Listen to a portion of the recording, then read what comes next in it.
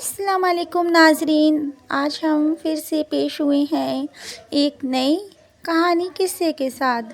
آئیے ناظرین، یہ کہانی آپ کے سنگ ساجھا کرتے ہیں۔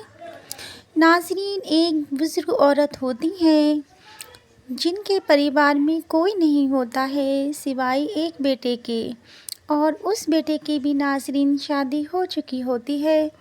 شادی کے بعد ان کا بیٹا امریکہ شفٹ ہونا چاہتا ہے کیونکہ اس کی جاب امریکہ میں لگ چکی ہوتی ہے۔ تو یہ بوڑھی عورت کہتی ہے، بیٹا تم امریکہ چلے جاؤ گے تو میں یہاں اکیلے کیسے رہوں گی؟ تو وہ کہتا ہے، ماں بس کچھ دن کی ہی بات ہے، میں وہاں پر جا کر آپ کو بھی بلا لوں گا۔ تو وہ بوڑھی عورت کہتی ہے، نہیں بیٹا، میں امریکہ نہیں جانا چاہتی، میں یہیں رہوں گی، تو جلدی سے میرے پاس آ جانا۔ تو وہ بیٹا کہتا ہے، ٹھیک ہے ماں، جیسے ہی میری یہاں پر واپس کوئی اچھی جاب لگتی ہے تو میں آپ کے پاس آ جاؤں گا، فی الحال کے لیے آپ مجھے جانے دو۔ اور وہ بیٹا چلا جاتا ہے ناظرین۔ پھر اس کی ماں یہاں پر اکیلی رہتی ہے، اداس رہتی ہے اور پریشان رہتی ہے، اپنے بچوں کو یاد کر کر کے روتی رہتی ہے۔ ہر ہفتے اس کی اپنے بیٹے سے بات ہوتی ہے ناظرین۔ ایک دن اس بوڑھی عورت کی طبیعت خراب ہو جاتی ہے تو یہ اپنے بیٹے سے بات کرتی ہے، کہتی ہے، بیٹا میری طبیعت ٹھیک نہیں ہے، یہاں پر میرا کون خیال رکھے گا؟ تو اس کا بیٹا ناظرین اس کے لیے ایک نرس کا انتظام کر دیتا ہے جو اس کی دیکھ بھال کرتی ہے۔ جب تک وہ نرس اس بوڑھی عورت کے ساتھ رہتی ہے تب تک وہ بوڑھی عورت خوش رہتی ہے، اس کا دل لگا رہتا ہے، مگر جب وہ نرس چلی جاتی ہے تو وہ بوڑھی عورت پھر سے اداس ہو جاتی ہے۔ ایسا ہی چلتا رہتا ہے ناظرین۔ پھر ایک دن اس عورت کو ایک فون آتا ہے اور یہ عورت سمجھتی ہے شاید اس کے بیٹے کا فون آیا ہوگا، اور یہ خوشی خوشی اس فون کو ریسیو کرتی ہے۔ تو فون اٹھانے پر پتہ چلتا ہے وہ فون کسی اور اجنبی لڑکے کا ہوتا ہے۔ تو یہ عورت کہتی ہے کہ آپ کون بول رہے ہیں؟ تو وہ لڑکا کہتا ہے کہ میں وسیم بول رہا ہوں اور مجھے انور سے بات کرنی ہے۔ تو وہ بزرگ عورت کہتی ہے، نہیں، یہ انور کا نمبر نہیں ہے، آپ نے غلط نمبر ملا دیا ہے۔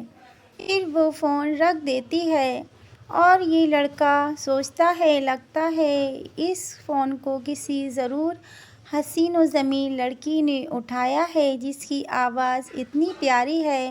ناظرین، اس بزرگ عورت کی آواز بہت ہی زیادہ اچھی ہوتی ہے جس سے یہ لڑکا اس کو کوئی زبان لڑکی سمجھ لیتا ہے۔ وہ اس کو دوبارہ فون ملاتا ہے اور کہتا ہے کہ آپ کی آواز بہت خوبصورت ہے۔ تو وہ کہتی ہیں، اچھا، اور اسی طرح ان دونوں میں روز باتیں ہونے لگتی ہیں۔ ادھر بوڑھی عورت اکیلی ہوتی ہے، اس وجہ سے اس کا ٹائم پاس ہونے لگتا ہے اور دل لگنے لگتا ہے۔ اور ناظرین، اس لڑکے کے دل میں اس بوڑھی عورت کے لیے محبت پیدا ہونے لگتی ہے، مگر یہ بوڑھی عورت یہ نہیں سمجھتی ہے آگے اس کا انجام کیا ہوگا۔ ایک دن وسیم اس بوڑھی عورت کو کنگن گفٹ میں بھیجتا ہے اور فون پر کہتا ہے، آپ کو وہ کنگن ملے جو میں نے بھیجے تھے؟ تو وہ بوڑھی عورت کہتی ہے، ناظرین، ہاں، وہ کنگن مجھے مل گئے ہیں اور میں نے پہن بھی لیے ہیں۔ ناظرین، وہ عورت یہ سمجھتی تھی کہ یہ باتیں صرف فون تک ہی رہیں گی، اس کو نہیں پتہ تھا آگے کیا ہونے والا ہے۔ ایک دن وسیم کہتا ہے اس بوڑھی عورت سے کہ اب میں تم سے ملنا چاہتا ہوں، تمہاری آواز تو میں نے بہت سنی ہے، ایک بار دیکھنا چاہتا ہوں تم دیکھنے میں بھی کیسی لگتی ہو۔ تو وہ صاف انکار کر دیتی ہے، کہتی ہے نہیں، میرے گھر والے بہت سخت لہجے کے ہیں، ان کو یہ سب نہیں پسند، میں تم سے نہیں مل پاؤں گی، اور وہ صاف انکار کر دیتی ہے۔ پھر بھی وسیم نہیں مانتا ہے اور اس کو بنا بتائے ایک دن اس کے گھر پر خوشی خوشی آ جاتا ہے، یہ سوچتے ہوئے کہ آج انعامہ کے دیدار ہوں گے۔ اس کو نہیں پتہ تھا ناظرین، انعامہ ایک لڑکی نہیں بلکہ ایک بوڑھی عورت ہے۔ وہ دروازے پر آتا ہے اور دروازہ کھٹکھٹاتا ہے۔ اتنے میں یہ بوڑھی عورت اپنے باغیچے میں ٹہل رہی ہوتی ہے، تبھی آتی ہے، دروازہ کھولتی ہے تو دیکھتی ہے سامنے وسیم کھڑا ہوتا ہے اور وہ پوچھتا ہے کہ یہ انعامہ کا گھر ہے، مجھے انعامہ سے ملنا ہے۔ وہ بوڑھی عورت سمجھ جاتی ہے ہاں یہی وسیم ہے، اور وہ گھبرا جاتی ہے اور وہ کہتی ہے نہیں، یہ انعامہ کا گھر نہیں ہے۔ مگر وسیم اس کے ہاتھوں میں وہ کنگن دیکھ کر سمجھ جاتا ہے کہ یہی انعامہ ہے، اور وہ اپنا چہرہ اتار لیتا ہے کہ اس عورت نے مجھ سے جھوٹ بولا اور دھوکہ دیا ہے۔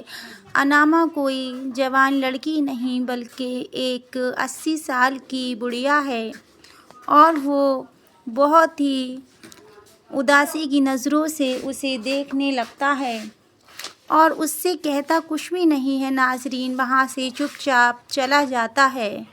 اور ادھر وہ بوڑھی عورت بھی بہت افسوس کرتی ہے، وہ بھی دروازہ بند کر لیتی ہے، اور دونوں کی کہانی ناظرین وہی ختم ہو جاتی ہے۔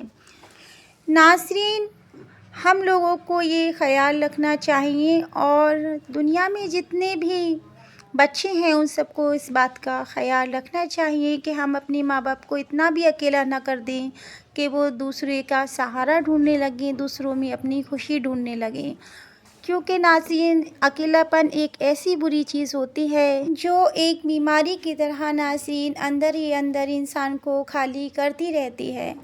تو ناظرین اپنے ماں باپ کا خیال رکھیں، ان کا ساتھ دیں، ان کو اکیلا نہ چھوڑیں، کیونکہ جس طرح ہمیں ان کی ضرورت ہوتی ہے اسی طرح ان کو ہماری بھی ضرورت ہوتی ہے۔ ناظرین اب اگلی ویڈیو میں ملتے ہیں، جب تک کے لیے خوش رہیے، اپنا خیال رکھیے، اپنے بزرگوں کا خیال رکھیے۔ اللہ حافظ۔